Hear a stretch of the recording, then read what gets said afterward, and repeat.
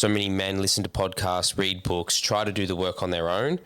And the issue is that they're still trying to fix themselves or understand themselves without the actual support of being held. So Brotherhood provides the containment that allows you to let go of control of your life.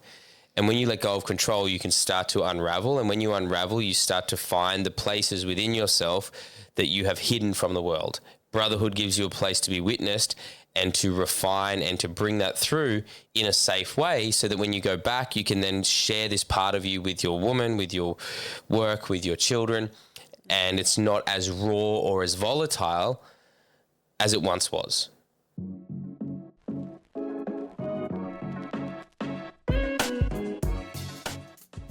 Yo, yo, yo, lovers. Welcome to Sex, Love, and everything in between. We're the O'Neills. You're here with Meg and Jacob. And this is the place we have really uncensored conversations about sex, intimacy, and relationships. We're super excited you're here. Enjoy this episode.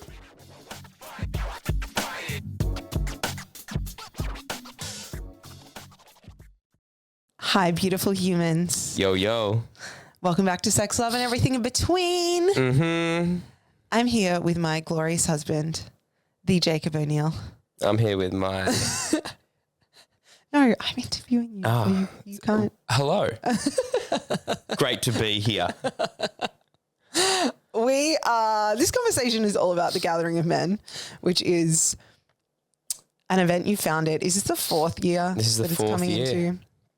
The fourth year in a row that you've held this event and co-facilitated this event. Mm-hmm. And we're just going to talk about it. We're going to talk about the power of the Gathering of Men. We're going to talk about the epic men that you've got lined up to facilitate this year. We're going to talk about last year, how you couldn't make it because I was birthing our son on the exact moment of the omitting ceremony. Yes, that was big. That was a big...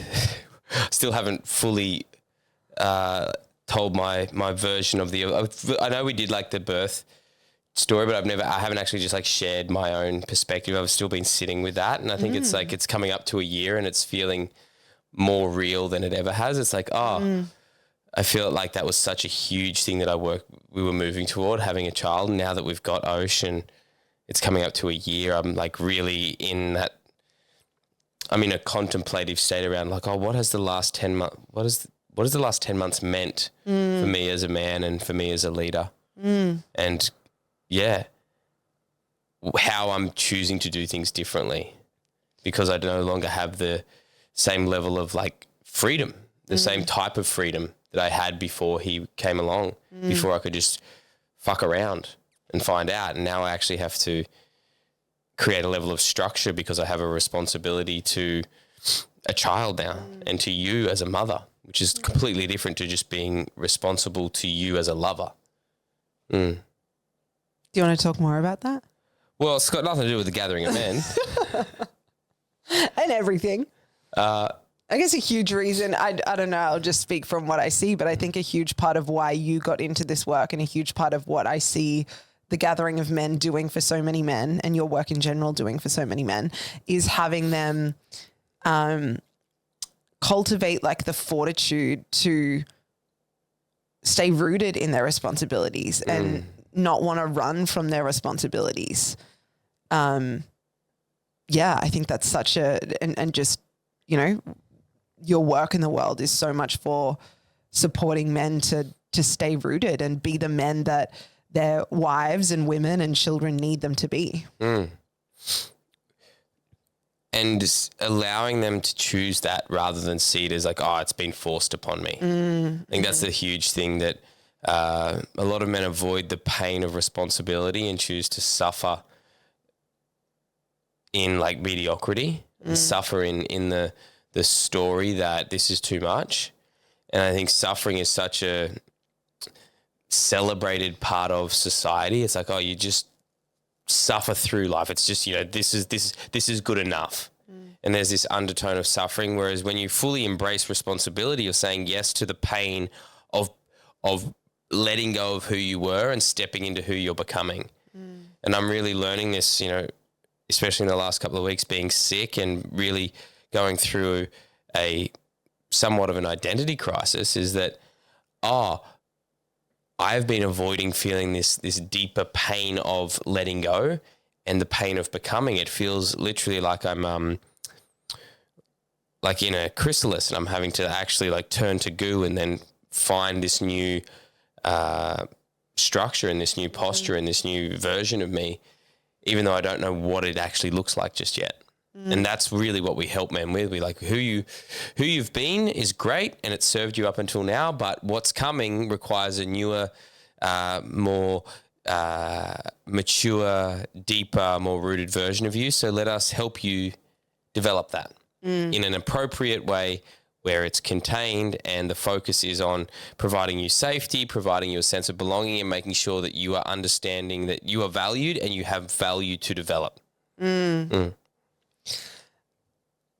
For those, I'm sure many people listening to this have seen a lot of the footage from the last 3 years of the Gathering of Men. How many men did you have there last year? 150? I think it was close to 150, yeah. Yeah. So imagine just a glorious bit of land, 150 men. I think like some of the content that I'm sure people have seen and that you guys have shared is a lot of like wrestling and like you do a lot of like physical activities and all of these things. But what I love about the Gathering of Men as well is that there's so much creativity and there is truly like the full spectrum and breadth and width of what it is to be in your masculine or to be a man. And I think sometimes maybe when that footage is shared of just like, rah, like that's a huge part of that, but there's so much more to the Gathering of Men than just that. And I know that's evolved over the last few years too. And I would just love you to speak a little bit more on just like the celebration and even like the culture piece that you really speak about. Yeah. The first thing that I love about the Gathering of Men is that like you get such a diverse reflection of man because there is just so many men there. You also get a diverse reflection of leadership because we bring in realistically like some of the best men's work facilitators in Australia together in the one place, which you don't get anywhere else. You don't get that. It's very unlikely for an industry to come together in the way that it does at the Gathering of Men. Yeah. Because ideally we're all actually in competition with each other. If you put us side by side, you'd see that our programs are in competition. Our coaching is in competition.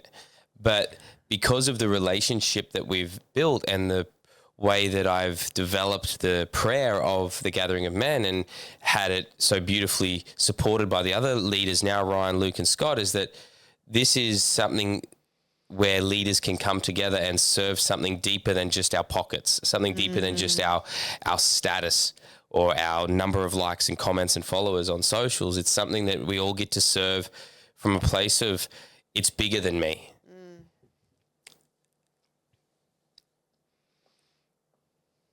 And that, I believe, shows men that there's no one right way of being a man. There's a beautiful texture, a beautiful tapestry of manhood presented from the facilitators, but from the whole entire group, participants, crew, facilitators. We have men as young as 12 and guys as old as 70 plus. So we get what we not only get is like men that have different vocations, different experiences, but we have men at different stages of life as well. So you're getting like this full range of perspective around what it can look like to be a man in this modern world, whether that's in a relationship, in a career, just in your own development of self. And you also get to see what that looks like at different ages. From different locations. This is it's very hard to replicate what we do because every single person has a purpose there. It's so beautiful. I just got a little teary then when you were sharing and when you said there's like men from as young as 12 up to how old, 70? 70 plus, yeah. And I was just reflecting on, I think the last 2 years, there's been a particular man that's brought his sons both times and they've come 2 years in a row and there's a lot of fathers that come with sons. And I know that you, for any, of the boys or like the young men that come, you create certain experiences just for them. And yeah, like I just am so moved when you tell me the stories of the fathers coming with the sons and this being like an initiation or a rite of passage for many of the men, you know, even the men that are in their 50s and 60s, like TGOM is a rite of passage that they never received, but so powerful that these young men get to be receiving a rite of passage at the age that traditionally young men should be moving through rite of passage. Yeah, we're like providing that in a way that doesn't have the sole responsibility fall on the father. Yeah. So there's this kind of narrative right now that men, you know, there's all the bullshit. I don't really give a fuck, but like there's a bit of a narrative that like men have to be everything now. Like we have to figure out how to do and be and give everything. We're sort of sold this. It's like, oh, I've got to be a good father, a good husband, a good provider. What that does is it actually pushes a man back into a corner and has him believing that he doesn't have anyone that he can rely on. So what I actually love most about fathers and sons coming together is seeing the sons actually get to learn from other men. Yes. And what I see is that father learns to trust other men and see the value of having other men in his sons' lives. So in ancient cultures, there was many fathers and many uncles for every boy. So in some unintentional way, the gathering of men is a remembering of that. It's like, hey, like these young men now have not just one man that they have to rely on for all of their teaching and learning around what it means to be man. They now have this beautiful brotherhood, this beautiful community of uncles that can share their wisdom and share their insights into what the next stage of life could look like for them. And that then gives them a better understanding of like, oh, cool. I'm not exactly like my dad. My dad's great, but I really like what Lindsay's doing. I love learning from him. Oh, I like jiu-jitsu. My dad's never done that. I want to do that. Oh, this guy plays guitar. My dad does. Oh, I like guitar. It's a beautiful opportunity for them to see that manhood has many different ways of expressing itself whilst being rooted in the values of healthy masculinity. I have so many questions I want to ask you. Do you want to speak a little bit more around healthy masculinity and how you feel, even like if you want to add in around like how TGOM came to be and like why you feel like this is a really powerful place for, like the rerouting of healthy masculinity. Like one of the key things that most people don't see us promote or forward face online is that the gathering of men is actually deep ceremony. So ceremony is for me, ceremony is a way to relate with my own heart, the heart of Mother Earth and the essence of spirit. So the gathering of men is a deep ceremony where we get to relate with the earth, with spirit, and with the heart within our body and the heart within each man. So it's a very, very deep ritualistic prayer this whole 4 days. It's not actually just some formula that we come up with, like this is what you need to do, go through these 7 steps to be a man. No, every year, the last 4 years, we have literally sat down and with a blank sheet of paper and said, what does the gathering of men want to be this year? What is it asking of us? What is life wanting to experience through this? And the essence of healthy masculinity for me is that it's being able to sit still long enough and allow life to communicate with you and build a relationship with the creation that you are taking part or taking some responsibility in bringing through to the world. Masculinity for me isn't around forcing my rule or my will on the world. It's not about this is how it needs to look. Masculinity is like show me and allow me to be with this as I then tend to and guide and support the creation as it comes to form. That's a very vulnerable position to put yourself in because it means that I'm not squeezing it to get something out of it.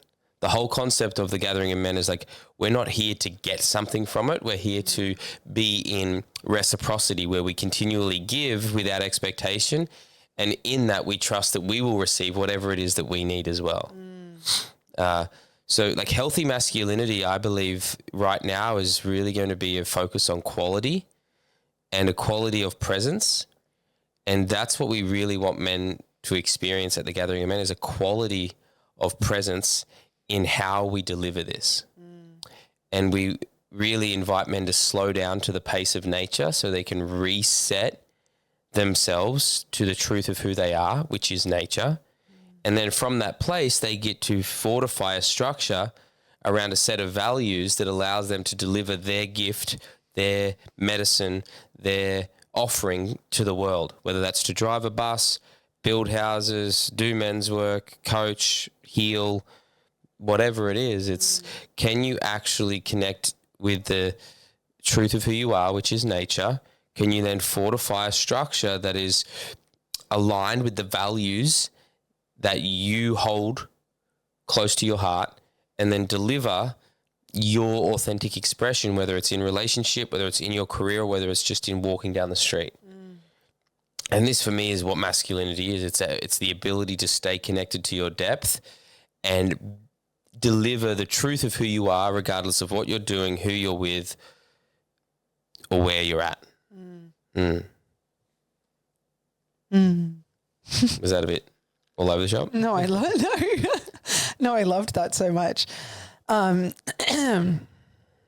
Yeah, one of my favorite pieces that you just shared was like, you know, you're not trying to squeeze things out. It's not like an event where it's like, this is the result and you will leave being, you know, having this result.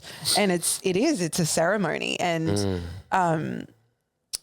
yeah, like this, oh my gosh, it's one of my favorite things to speak to, because a lot of our community go to the Gathering Men. I know a lot of men that, you know, go into and have been for the last 3 years, and just like being in conversation and receiving men when they finish the 4 days is just one of my favorite experiences in my entire life. Like seeing how deeply they feel changed and how deeply the energy of the 4 days and the experience of the 4 days shifts them cellularly, and they can't really put it into words. And they know, like, leaving those 4 days, that they are going to be that they're going to be changed as a father, as a husband, as, you know, whoever they are in the world. It's so fucking profound to witness in a man. And I'm so grateful. And I know this is a huge part of why you do what you do.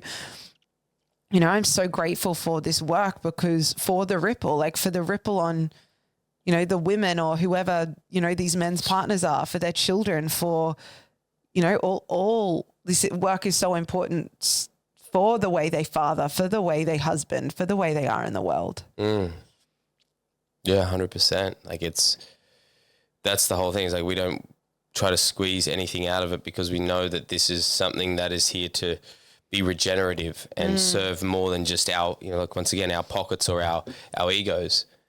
And that's a very vulnerable position to be in this, like, this current state of the world, where we're taught that we need more. We need more money. We need more things. We need more clients. We need more, scale this, scale that. And even, you know, this year it's been like, oh, we want to get a few, you know, 200 men there this year. And we want to, like, really build it and keep the fire burning strong. But the truth this year is that the Gathering of Men is the Gathering of Men, whether one man shows up or 500 men show up. The Gathering of Men is not a event that needs to sell out to be good enough. The Gathering of Men is an event that provides a space for whoever is ready and whoever is willing.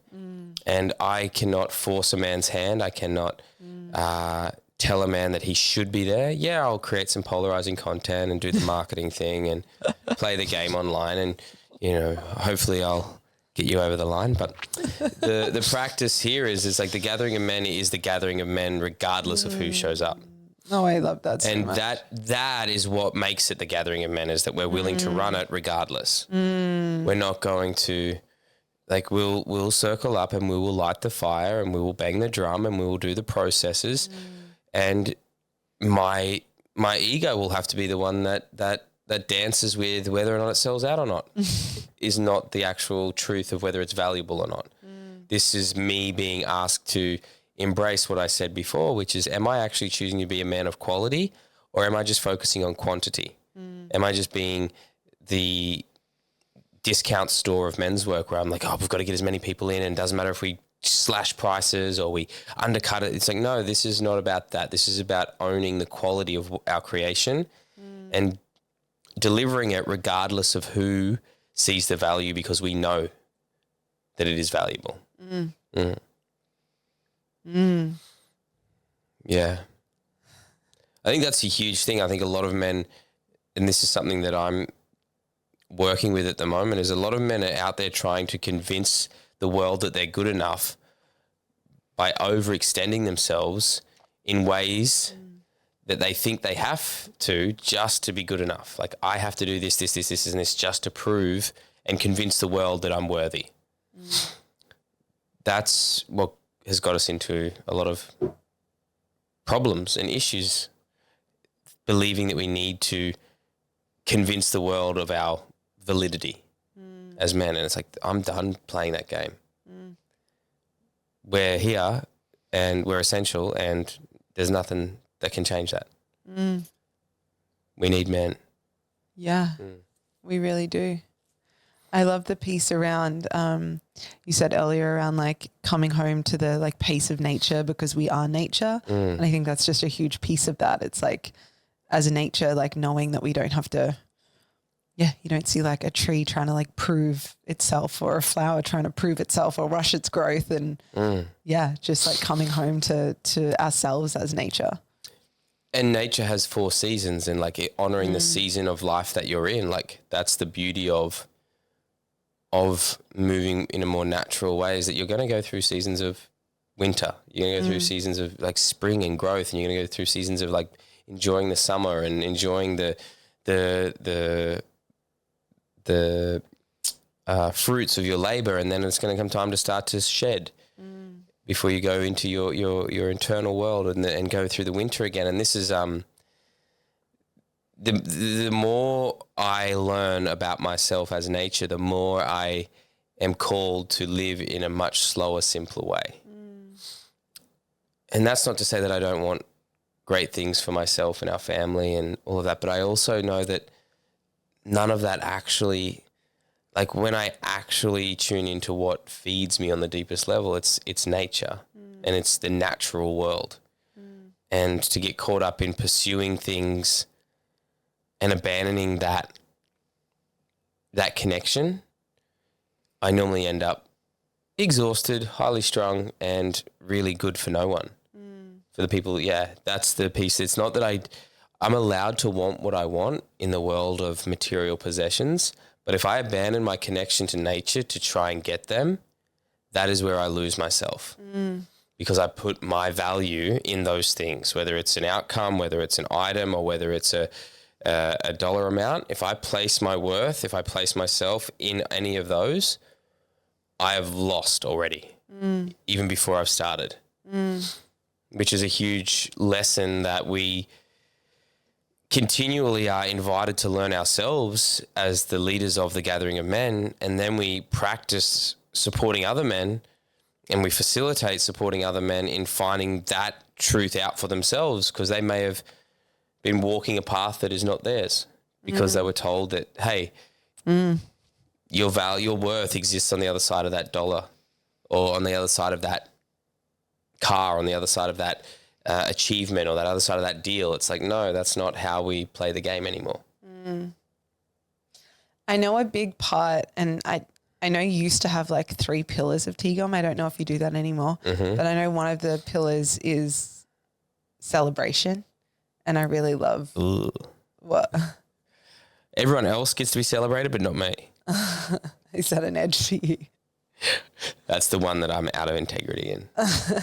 I just love, because I really see, again, I have been to TGOM. I've dropped milk off one time, and did I come last? No, I didn't come last year. When you said milk, I thought breast milk. I dropped a lot of breast milk off for all the gorgeous participants. We do a lot of, high-level biohacking. for the morning coffee. I can do that this year if anyone wants. No, a few years ago I dropped milk off and some things that you needed me to, and I just was like, oh, because no women are allowed on the land, and it felt really special.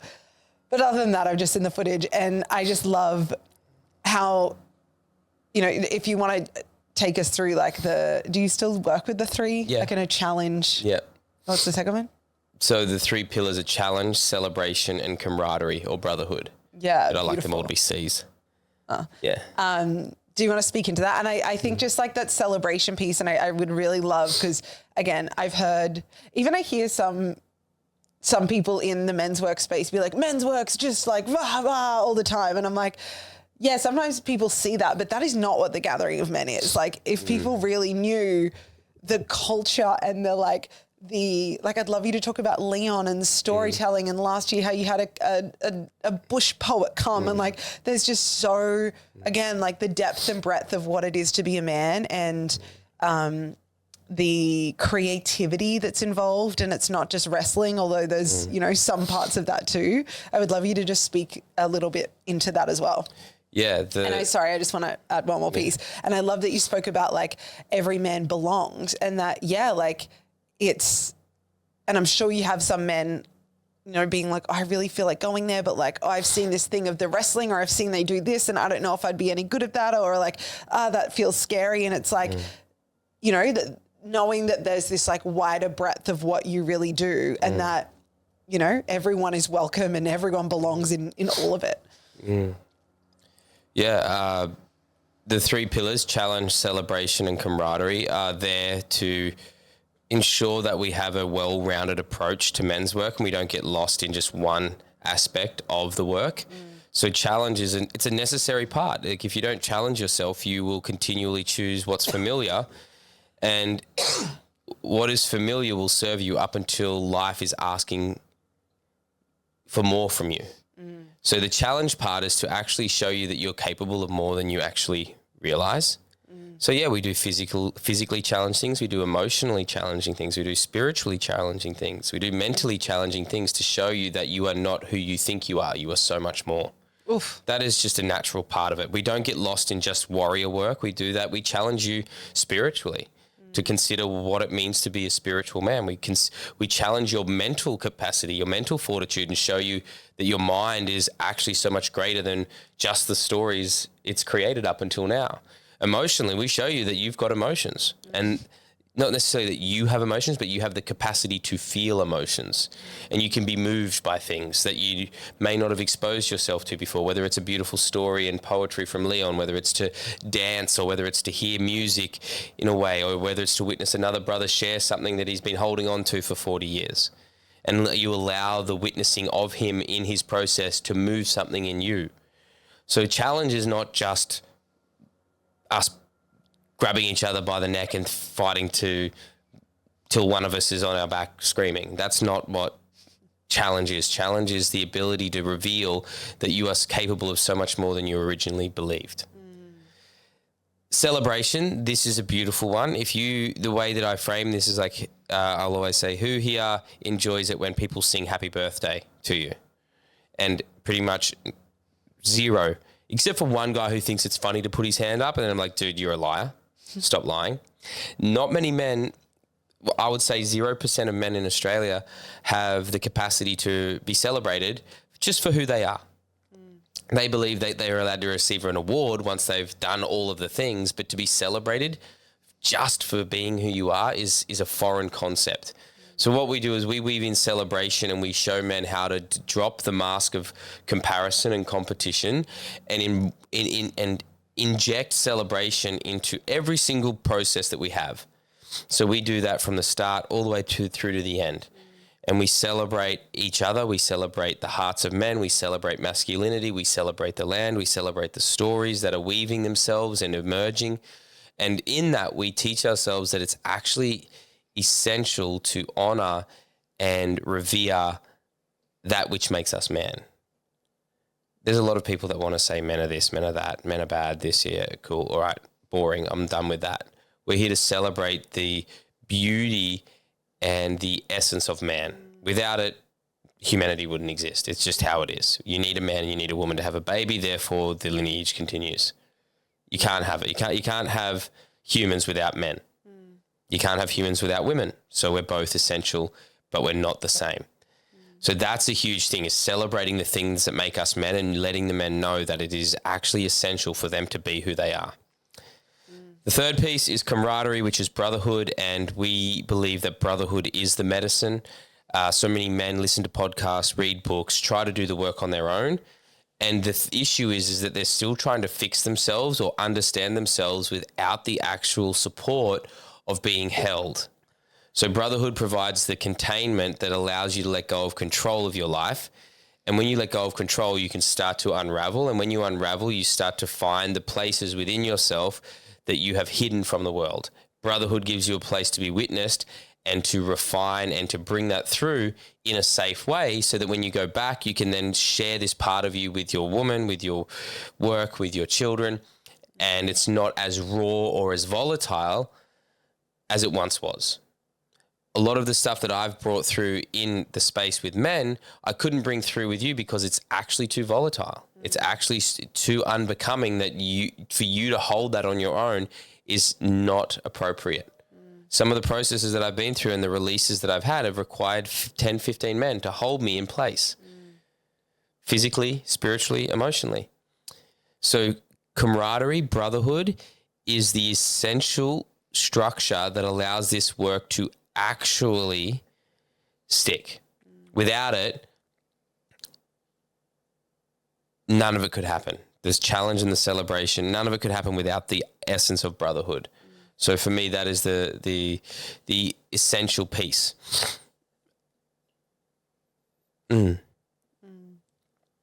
Yeah. Is there anything else that I need to share on around that? Oh, the pieces, like, yeah, and with those three pillars, it then invites us to embrace them as we are developing and creating the gathering. And so what's challenging for me is to continually find new ways to bring in like textures or perspectives of what it means to be a man. So we don't just do wrestling. We have poetry and storytelling. So we have Leon come in and he weaves mythical meaning to the very practical part of the work. So throughout the entire 4 days, we're continually going on a journey of what it means to go on this journey of man from a mythical lens. He tells stories and weaves this imaginary world so beautifully. So we have we have deep roots. We're not just on the surface. We have Waniga come and dance with us, and he teaches us how to move our bodies in a way that is more representative of artistic expression than it is around what does it mean to be a man, a strong man, a very, a high value man. Waniga shows us that there is a whole other world available to us through our body when we actually allow our authentic expression, our art, to move us. So that's a whole other, guys have told me they're like, that was the thing that got me. And I was like, bro, thank you. He's like, I can't believe. He's like, I had no idea that I could move like that. It's like amazing. And then we have, this year we have Murray Kyle coming to, I love that so much. To lead us in to resuscitate the authentic voice of humanity. Is that his line? That's his line. I love that. Yeah, he speaks so beautifully. I could let alone sing. Is he going to do like a voice activation? So we do it. So it's called Voices of Man, where he's going to teach us all how to access our hearts and then channel that through our voice. So we will, utilize the heartbeat of brotherhood as the baseline, and then we will collectively harmonize and create the authentic expression of the gathering of men through song. And that is something that I'm so passionate about music and singing, because for so many men, they're so quickly to use their hands to get things done. It's like, what if song could actually move things? What if your voice could move things? What if there was a more easeful, more graceful way to allow ourselves the experience of emotional alchemy? And that's where song can be such a powerful part of the journey. So we've got that.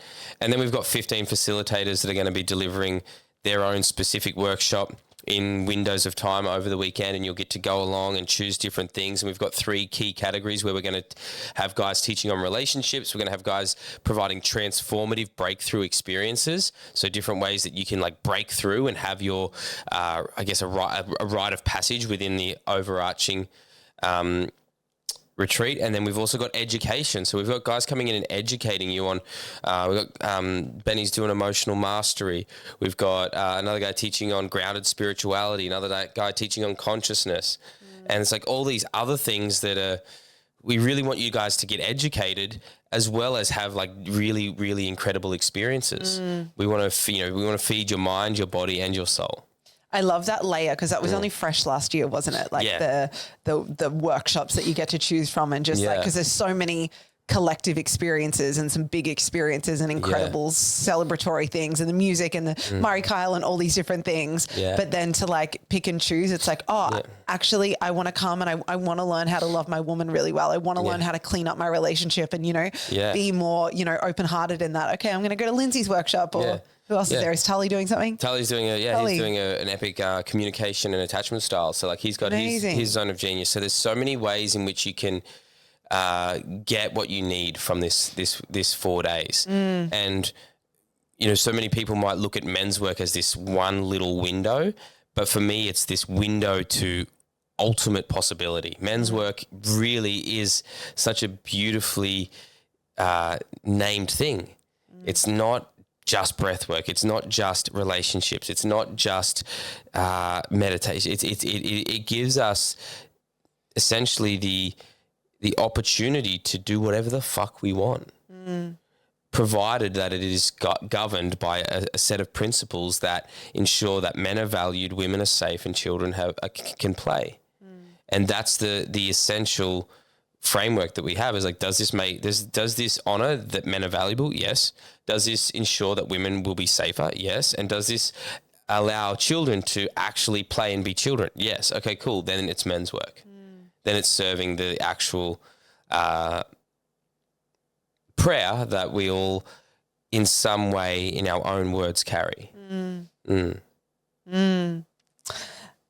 there anything else you want to speak into? Like anything? I know I don't want you to give too much away because I want the men coming to also just, not know everything that's awaiting them. But you won't experience food as good as this at any other retreat. Yes. Yeah, we have. That's an upgrade. Yeah. If you came a few years ago, the food we started got basic. 1 trillion times better. we started slow and we stuck to our guns with organic.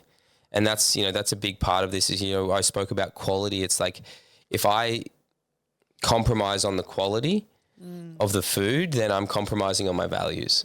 So we provide organic meals every day, cooked fresh on site over the coals, like on fire, from an incredible team of volunteers led by our wonderful chef, Yosuke. And he'll be back, and he likes to take us around the world. With all the different with the cuisine, and he's passionate about the food not just being a nice to have; it is an essential part of the experience. So all of the food is curated to reflect where you're at on the journey over the 4 days, and that's something that I'm super passionate about. I'm making sure that the food is in service to the experience, not just we have to have food, so we'll just feed you whatever. We're going to make sure this food is, we've taken the time to not just focus on the quality of the food, but how the food adds to the quality of the entire experience. I love that so much. And your dad is in the kitchen Dad's for in the kitchen. 3rd year running this year? This will be his 3rd year, yes. He'll be back Everyone for it. loves John. If you've been to TGOM, you know John O'Neill. You know who he is. He's the mascot. He is the mascot. What I love about it is that because he's in our world, it's just like it consumes him, and it's a beautiful thing to see him consumed by guys that just don't give a fuck about personal space.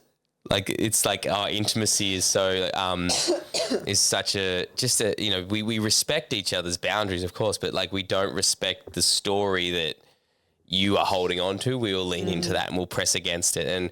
And Dad says that he gets like his quota of physical touch, his annual quota of physical touch just in the first day.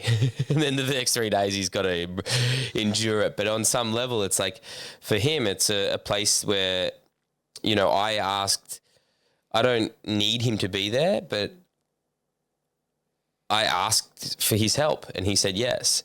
And in him offering his help, he's also able to receive something that, you know, he doesn't necessarily get in anywhere else in his life, which is this feeling of being valued and also slightly, you know, getting challenged as well by all of the, you know, Keegan just won't leave him alone. Keegan just wants to cuddle him all the time. And it's so funny. And so does Ryan. They just want to just jump all over him and just continually touch him. And like, that's you know, for someone who's in his 60s now, it's like that can be a really, really necessary part of a man's life is like physical touch. It's like the young cubs, you know, yeah, it's annoying, but it's actually feeding a part of the needs of a man, which is to feel wanted, to feel needed, and to feel valued. And that's you know, the sense of belonging is why I think the Gathering of Men works so well in the way that it does, and why so many men come back each year and give their time and their energy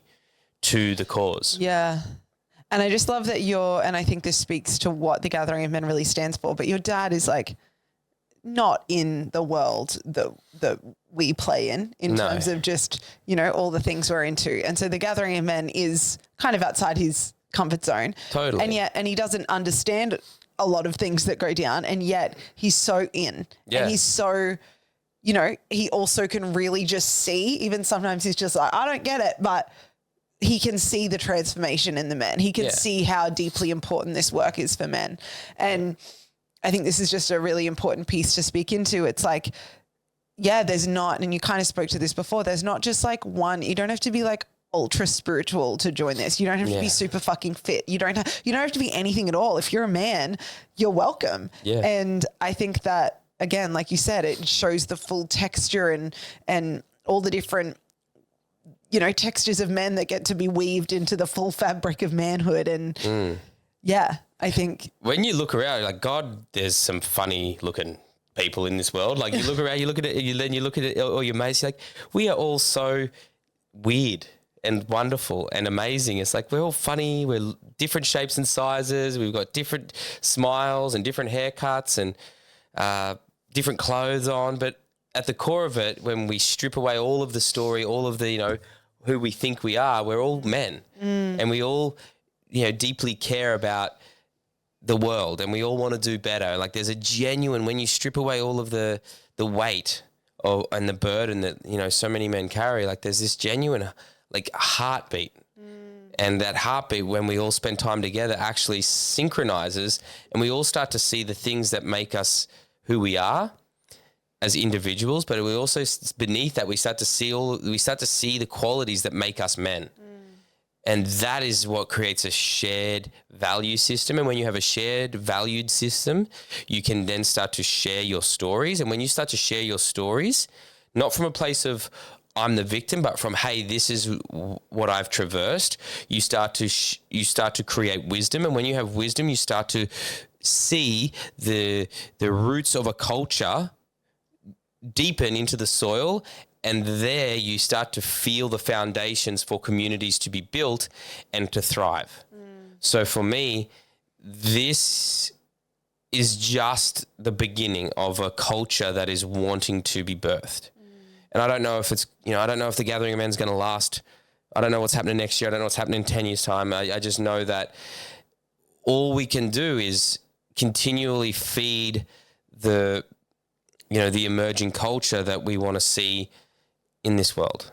And, you know, at the end of my days, I hope I know that will be enough, but I hope that I get to see some level of change on a level that means something to the world in my lifetime. And if I don't, I'll trust that the next generation will pick it up and run with it in a way that feels right. And it might not be called the Gathering of Men. It might not be done as men's work. It might be something completely different, but I know I have to be open to to continually evolving and changing. Otherwise, I'm just trying to force my control onto the world and saying that this is how it has to look. When in actual fact, it's a feeling, it's a living, breathing entity. Culture. Culture is not stagnant. Culture is not static. It is a continual turning of the soil that feeds the wisdom of humans, that then allows communities to receive what they need to ensure that humanity doesn't just survive, but it actually enjoys the experience of being human. We get to enjoy and embrace and live a life that is one of contentment. Big picture stuff. Well, when you said you might not see it in your lifetime, I would say I know many homes and families that have already been transformed by the gathering of men and the work that you do and just the whole vision that you hold and all the men that are involved in this work. And yeah, it's already happening. And yeah, I know many women that have messaged me after their men have been to the gathering of men. And, you know, the last year when I had our son during the gathering of men, and men found our address from people and stopped by just to bring you gifts to say thank you for creating that, even though you weren't even there. Like, thank you for creating that and creating such a transformational experience for men. And yeah, it's such an honor. It has been such an honor and I've been in so in awe over the last 4 years to watch you create this and watch it become so much bigger than you. And yeah, I'm just so proud of you. I'm so proud of the men involved. And we've joked about this before, but a lot of the single women in my world want to line up outside the gates of the gathering of men as the men finish the 4 days and the single men commune to one side so they know who's been freshly initiated. Should I dress up as Cupid the day after the gathering men and hold a little? Should I do that? The single men, the men desiring love, can stay one extra night, and the single women arrive the next day, and Here they are. Choose. We do like a Freshly bachelorette initiated style. Maybe it's a Love is Blind kind of situation, and I can host it because that's my favorite show. I promise, men, that will never happen. The amount of women that I don't think any man has ever asked for this. Has any man? No men have ever asked. No, but the women that ask, like, can you please do a dating night? Can you please do a dating night? And I don't think any man has ever asked. I think we have had probably close to 50, 60 women ask us to do that. Yeah. I love that desire, women. Do not stop with that desire. It's not something we want to do anytime soon, but maybe in the future. Yeah, and it's all unfolding exactly as it's meant to. So, like, for the men that are, for the women that are aching for their man to come along, like, your gift in that is to reveal that. Not to hold it back. Oh, will he go? Will he go? I hope he goes. So you get to reveal it. You say, hey, my love, I'd really love to see you go along to something like this because it looks like it's really valuable for men to do this stuff. And I know that there's things that I can't help you with. This is the piece. You have to be humble enough to know that you don't know better, but you can see that there's something that your partner is desiring that he can't get on his own or in your relationship. And I think there is such an art to inviting a man to something like this. And we're kind of like, we are not for coaching your man. We are not for like trying to tell him what to do. And if you really see this would be really beautiful for your man to be a part of, yeah, you get to invite it, but not from a place of you need this because you need to be more masculine, or you need this because I need you to be different so our relationship is better. No, it can come from your heart. It can come from like, I can really see how powerful this would be for you and our family. I would love to see you go to this. I think it would just be such a gift for you to take 4 days just for yourself. I'm ready to hold it down at home with the children. Like, please go and choose this for yourself. Like, there can be a real generous way in which you invite him. I always have women asking, how do I do this in a way where he's not going to feel like I'm coaching him? And you can never control how he receives it, but there's definitely the energetic behind your invitation is so important. Yeah, 100%. Any final pieces before we close just up? for the men that, that are sitting on the fence or that are wondering, well, maybe I'll go next year. It's like there's a beautiful thing when a man takes a risk on himself, like when he backs himself and takes a risk, there's a beautiful thing that the universe provides. It provides you exactly what you need to deepen into a greater version of yourself. And that greater version of yourself is literally just on the other side of you taking that risk. It might not. It might happen before you even get to the gathering of men. But to take your hard-earned money and to dedicate 4 days of your time and to cultivate your energy to come and engage with this work. It's a beautiful sacrifice. It's a beautiful thing to make sacred. And we run this event really in service to you, and what you really want to give the world. And for us, we charge $999, which if you break that up over 4 days, it's $250 a day. And there's not a lot of places, including food, and you bring. I don't think we've spoken about accommodation, but do you want to just speak into? Like you get to camp on a really beautiful piece of land. Like you bring a tent and or a swag or a mattress or whatever, or a van or whatever, and you come and you get to spend time unplugged from society. Away from the noise of technology, and you get to literally plug into the natural source of living energy, which is Mother Nature. You get to plug into the true source, the infinite source, the one that will always have enough for you to thrive. And I just think that there's such a belief around like personal development and this idea that people are just out to take your money. Like, yeah, we're going to take some of your money. That's a reality. You have to pay to play, but that money is in service to you. That sacrifice is in service to you, and we've priced it accordingly so that we can maintain this work and we can make this work regenerative for everyone that's involved. But we're not here to line our pockets with gold. We're not here to say, hey, look, we've done the greatest work in the world. We're here to serve the deeper prayer, and we know that this work, the real measure and success of this work is the type of neighbor that you are, the type of husband that you are, the type of father that you are when you go home. Not what, cool, you do a great job at the retreat, awesome. But the real result is the type of husband, father, friend, neighbor, colleague that you are when you go back and you're in the world and you're practicing all that you've developed at the 4 days. That's how we really measure our success is the culture forming? And is it serving those that are here to receive from it, which is men, women, and children? Gathering of Men, 3rd to the 6th of October, 2025. 44 days away from this recording. Yes, Gold Coast Hinterland. Link is here in the show notes, or just find Jacob on Instagram and the link is in his bio, or just message him, The Gathering of Men or TGOM, and he'll send you the details. I think you guys are almost 50% sold out. Yeah. And a lot of the tickets went like in the last month last year. So don't sleep on getting a ticket. There's only space for 200 men this year. Yep.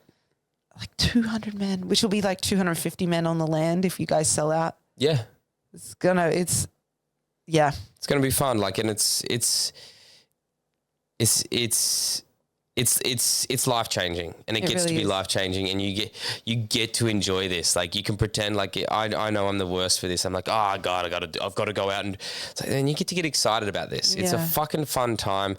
There's nothing like this in the world. I believe, like for men, and we've done it in a way that is affordable, accessible, and super super fun. Like we don't get lost in the darkness. We don't get lost in the woe is me. This is, you've got to become the hardened battle warrior. No, we want you to dance. We want you to recite poetry. We want you to feast. We want you to be who you always have been. And we're just here to help you remember that. Thank you. Thank you. This has been a great interview. Thank you. You'd be an incredible journalist. I always wanted to be a journalist. Yeah. You're my little journalist. I am your little journalist. Is this meeting adjourned? I was trying to think of like a dirty thing I could say. It's a journal. I'll be your notepad. And I'll use my pencil to draw all over you. Yeah. Okay. My HB pencil. I don't get it. Hard dick. It was HD. Okay. Bless up, beautiful humans. Thank you. This has felt Love you. really cathartic for me. I've needed to speak about this and I haven't really had the space. So thanks for allowing me to take up a lot of room on this podcast. I love you so much. I love you. Peace.